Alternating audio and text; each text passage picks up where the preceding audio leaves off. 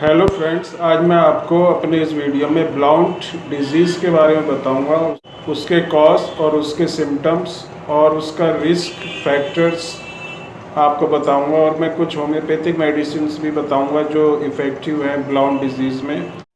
दोस्तों, Blount disease एक growth disorder है जो हमारी जो लेग में हड्डी होती है, जिसको टिबिया कहते हैं या इसको शिन बोन भी कहा जाता है, उसमें ये प्रॉब्लम होती है जिसकी वजह से ये हड्डी जो है बाहर की तरफ को मुड़ जाती है।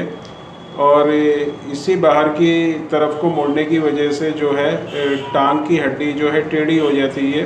ब्लाउंट डिजीज़ जो है जब ग्रोइंग प्रोसेस होता है, जब बच्चा बढ़ता है पैदा होने से 17-18 साल तक, उस पीरियड में ये प्रॉब्लम कभी भी हो सकती है। लेकिन ज़्यादातर इसमें क्या होता है, ये 4 साल या उससे कम उम्र के जो बच्चे हैं उसमें ये जो है ज़्यादा कॉम्प्लिकेशन या डिसऑर्डर जो है ज़्यादा होने के चांस होते हैं। या फिर टीन एज में 15, 16, 17 ईयर्स में भी ये प्रॉब्लम होती है। अगर 4 साल से कम बच्चे को ये प्रॉब्लम होती है तो उसकी जो दोनों टांगें हैं, दोनों टांगों की जो टिबिया या बोन होती है उसमें प्रॉब्लम होती है। लेकिन अगर ये टीनेज में ये प्रॉब्लम होती है तो एक ही टांग में या तो सीधी तरफ या उल्टी तरफ ही ये प्रॉब्लम पाई जाती है। कुछ बच्चे पैदाइशी तौर पर जो होते हैं उनकी जो टांग की जो हड्डी होती है वो मुड़ी हुई होती है थोड़ी बाहर की तरफ, क्योंकि जब बच्चा पेट में होता है माँ के, तो उसको जो है पूरी अगर जगह वहाँ पर नहीं मिलती तो उसकी जो टांगें हैं वो थोड़ी वो सुकेड़ के जब उसको रखता है तो उसकी वजह से जो है, क्योंकि बच्चे की हड्डी सॉफ्ट होती है, वो थोड़ी मुड़ जाती है। लेकिन जैसे जैसे बच्चा चलता है या ग्रो होता है उसके साथ साथ जो है हड्डी सीधी हो जाती है और ये प्रॉब्लम जो है अपने आप ही सॉल्व हो जाती है। लेकिन ब्लाउंट डिजीज़ जो है ये अलग चीज़ है। इसमें जो है कॉम्प्लिकेशन जब होते हैं तो बढ़ने के साथ जो है ये ज़्यादा प्रॉब्लम और ज़्यादा बढ़ती चली जाती है। ब्लाउंट डिजीज़ में जो कर्व बनता है, जो बैंड होती है हड्डी, वो और ज़्यादा जो है उसमें कर्व जो है बढ़ता चला जाता है अगर इसका प्रॉपर टाइम पर जो है ट्रीटमेंट नहीं किया जाए। अब इसमें क्या क्या रिस्क फैक्टर रह सकते हैं। जो पहला जो है, जो बच्चों में ब्लाउंट डिजीज़ होती है वो ओवरवेट हो जाते हैं, उनका जो वेट है बहुत तेज़ी से बढ़ता है। किसी बच्चे को अगर ब्लाउंट डिजीज़ है, वो चलने में जो है प्रॉपर जो है वॉकिंग नहीं हो पाती, उसकी सीधी तरह वो चल नहीं पाता कि उसकी जो हड्डी होती है वो मुड़ी होती है, तो उसको सीधे चलने में प्रॉब्लम होती है और उसका जो वेट है वो बहुत तेज़ी से बढ़ने लगता है। जिस बच्चे को इस तरह की प्रॉब्लम होती है, ब्लाउंट डिजीज़ होती है, उनका जो टिबिया जो बोन होती है उसके ऊपर जो है काफ़ी प्रेशर आता है। जो टिबिया का जो ऊपर का जो पार्ट होता है, जहाँ पर जॉइंट होता है, जो कि ग्रोथ में जो है बहुत ही इम्पोर्टेंट रोल प्ले करता है, तो उस पर जो है प्रेशर, क्योंकि वहाँ जब बैंड हो जाती है हड्डी तो प्रेशर जो है उस पर बहुत ज़्यादा होता है, जिससे ये हड्डी जो है प्रॉपरली ग्रो नहीं कर पाती। टिबिया या शिन बोन का जो बाहर की जो साइड होती है वो तो ग्रो करती है, वो उसमें ग्रोथ होती है, लेकिन जो अंदर की इनर साइड होती है उसमें ग्रोथ नहीं होती। और इस तरह से जैसे ये हड्डी है, इसमें बाहर की साइड में जो है ग्रोथ होगी, अंदर की साइड में जो है ग्रोथ नहीं होगी।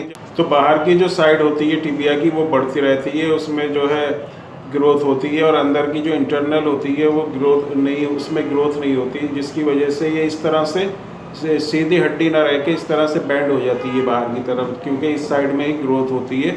और इसी तरह से जब हड्डी मुड़ जाती है बच्चे की, तो इसी को जो है ब्लाउंट डिजीज़ कहते हैं। अब इनके अगर सिम्टम्स की बात करें, ब्लाउंट डिजीज़ का क्या सिम्टम होता है, तो ब्लाउंट डिजीज़ का ये सिम्टम होता है कि बच्चा जब चलता है तो वो सीधी तरह से नहीं चल पाता। अगर हड्डी इस तरह से सीधी होगी टांग की तो बच्चा जो है सीधा चलेगा, लेकिन अगर इस तरह से उसमें कर्व आ जाएगा तो उसको सीधे चलने में जो है प्रॉब्लम होगी। तो सिम्टम इसका यही होता है, जिन बच्चों को जो है ब्लाउंट डिजीज़ होती है वो सीधा ना चल के थोड़ा वो जो है टेढ़ा टेढ़ा चलते हैं, उनमें स्ट्रेट मोशन नहीं होता। इसमें पेन तो नहीं होता। अगर छोटे बच्चे को ये ब्लाउंट डिजीज़ की प्रॉब्लम हुई है तो उसमें कोई भी पेनफुल कंडीशंस नहीं रहती है, लेकिन उनके चलने के जो तरीका होता है उसको ये इफेक्ट करती है, वो सीधा नहीं चल पाते। अगर ये टीनेज में इस तरह की प्रॉब्लम होती है, तो टीनेज में अगर ये प्रॉब्लम होती है ब्लाउंट डिजीज़ की, तो नी पेन हो सकता है इससे, और आगे चल के दूसरे कॉम्प्लिकेशंस भी हो सकते हैं, उसको नी घुटने की अर्थराइटिस भी हो सकती है। तो ये मैंने आपको कुछ ब्लाउन डिजीज़ के बारे में बताया, उसके सिम्टम्स बताए, उसका जो है रिस्क फैक्टर बताया। मैं आपको कुछ होम्योपैथिक मेडिसिन बताता हूँ जो बहुत ही इफ़ेक्टिव हैं ब्लाउन डिजीज़ में। जनरल होम्योपैथिक मेडिसिन आप लेंगे तो इसमें आराम मिलेगा, लेकिन अगर आप चाहते हैं कि अगर आपके बच्चे को इस तरह की प्रॉब्लम है और आप कंप्लीट क्योर चाहते हैं अपने बच्चे के लिए, तो हमारा homeopathic combination formula for blown disease आप मंगा सकते हैं, जिससे जो है ये ब्लाउन डिजीज़ की जो प्रॉब्लम है, जो ग्रोथ डिसऑर्डर है, वो पूरी तरह से क्योर हो जाएगा और बच्चे की जो मूवमेंट है वो बिल्कुल ठीक हो जाएगी। तो जनरल होम्योपैथिक मेडिसिन में पहला है थूजा। थूजा जो है बहुत ही इफ़ेक्टिव होम्योपैथिक मेडिसिन है। साइलिसिया एक होम्योपैथिक मेडिसिन है जो इसमें इफ़ेक्टिव होती है। कैलकेरिया फॉस जो है बहुत ही इफ़ेक्टिव है ब्लाउन डिजीज़ में। नेट्रामूर जो है बच्चों में, ख़ास तौर से छोटे बच्चों में बहुत ही इफ़ेक्टिव होती है। तो ये मैंने आपको कुछ जनरल होम्योपैथिक मेडिसिन बताएं जो इफ़ेक्टिव होती हैं ब्लाउन डिजीज़ में।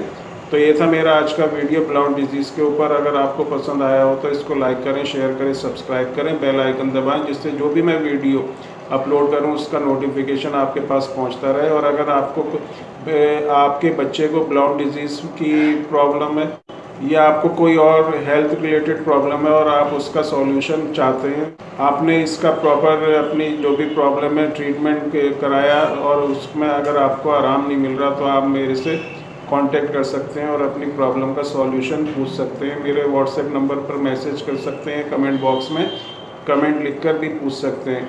तो आज के लिए इतना ही। Bye, thank you and take